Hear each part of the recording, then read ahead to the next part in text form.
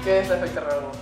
Col·loquem un objecte enmig d'un corrent d'aire de règim laminar i hi ha diferents línies de vent que seguiran la mateixa direcció i unes altres que produiran un efecte de succió, que això serà l'efecte rebuf.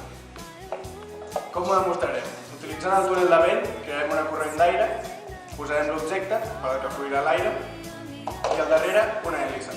En un principi girarà en una direcció i a mesura que l'apropem a l'objecte es anirà frenant i arribarà a un punt que canviarà la direcció.